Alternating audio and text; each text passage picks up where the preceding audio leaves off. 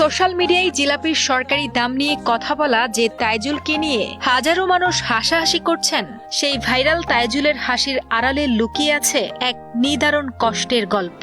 আমার মনে কষ্ট তো না পাই, ভিডিও বানাই যখন আমার কষ্টগুলো ভাসবে, আমার মনে আমার চোখ দিয়ে পানি না ধরে, তখন আমি ভিডিওগুলো দেখি মনের ভিতরে আনন্দ দেই আর কি। তিনি কোনো সাংবাদিক নন, অনেক ভুয়া সাংবাদিকদের মতো নিজেকে সাংবাদিক দাবিও করেন না তিনি, বরং তপ্ত রোদে ঘাম ঝরানো এক নির্মাণ শ্রমিক কুড়িগ্রামের তাইজুল ইসলাম, যার ঘরে রয়েছে অসুস্থ ও শ্রবণ প্রতিবন্ধী মা বাবা আর ছোট ছোট ভাই বোন। এমনকি 8 সদস্যের পরিবারের অভাব দেখে স্ত্রীও চলে গেছেন তাকে ছেড়ে। বিয়ের সাথে বলতে করছিলাম 2-2.5 বছর এক মেয়েকে বিয়ে করছিলাম, 4 মাস সংসার করছিলাম। আমার ফ্যামিলিতে সদস্য বেশি, আইসি ব্যয় বেশি, পকেটে টাকা না ঢুকলে যা কিছু হয় এরকম সবাই তো বুঝতে পারছে না। বউ আমার ডিভোর্স হয়ে গেল।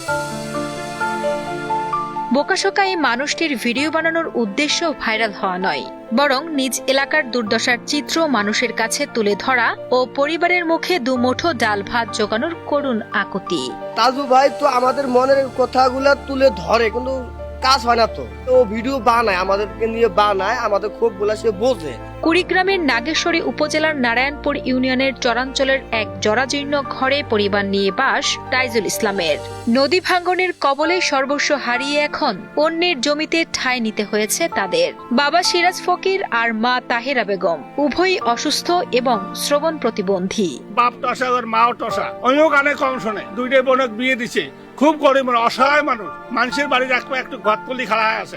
পরিবারের বড় ছেলে হিসেবে 8 জনের সংসারের বোঝা বইতে তাইজুল পাড়ি জমান ঢাকা শহরে। ঢাকায় রাজমিস্ত্রির জোগালি হিসেবে হাড়ভাঙা খাটুনি তার নিত্য সঙ্গী। নিজের জীবনের এই সীমাহীন কষ্ট ভুলতেই শখের বশে মোবাইল কিনে ভিডিও তৈরি করেন বলে জানান তাইজুল। ছোটবেলা থেকে আমার মা মাটি কাটে, আমার অনেক কষ্ট। রড মিস্ত্রি শ্রমিক হিসেবে কাজ করি আমি। ওই পেশায় এই পর্যন্ত কাজ করতে আছে। একটা মাসে 2500 1000 টাকা 500 টাকা যোগে 1.5 বছর 10,000 টাকা জোগাইছি। আর এদিকে সংসারও চালাচ্ছি, চাল ডালও কিনছি, এইভাবে ফোনটা কিনছি আমি। ফেসবুকে তাজু ভাই 2.0 নামে একটি পেজ আছে তার। সেখানে নিজের কষ্টের পাশাপাশি গ্রামের অবহেলিত চরের বঞ্চনার কথা নিজের মতো করে তুলে ধরেন তিনি। তার এই অভিনব উপস্থাপন ভঙ্গি অনেকের কাছে হাসির খোরাক জোগালে রাতারাতি ভাইরাল হয়ে যান তিনি। সন্ধ্যাবেলা দেখি একজন ফোন দিয়ে বললো, তোমার পেজ ভাইরাল হয়ে গেছে।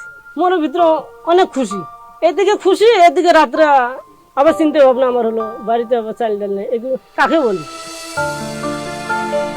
ভাইরাল হয়ে রাতারাতি পরিচিতি পেলেও ভাগ্যের চাকা ঘোরেনি তাইজুলের। ফেসবুক থেকে এখনো নেই কোনো আয়, নেই নিজের বিন্দু মাত্র সঞ্চয়। ঈদের ছুটি শেষে অভাবের তাড়নায় তাই আবারও ঢাকায় সেই শ্রমিকের জীবনে ফিরে যাওয়ার প্রস্তুতি নিচ্ছেন তিনি। আমার বাড়িতে খুব সমস্যা, চাল ডাল নেই, অমুক তমুক নাই, ঢাকা যাওয়া লাগবে। আবার আমার বোন সামনে যেতে পরীক্ষা দিতে যাবে, সেখানে খরচ দিতে হবে। এরকম কল্পনা করে আমি তাড়াতাড়ি ঢাকায় যাবো। তাইজুল যেন বাংলার সহজ সরল প্রান্তিক জনগোষ্ঠীর এক প্রতিচ্ছবি। তাকে নিয়ে উপহাস না করে তার অসহায় পরিবারের পাশে দাঁড়ানোর আহ্বান জানান স্থানীয় জনপ্রতিনিধি ও এলাকাবাসী।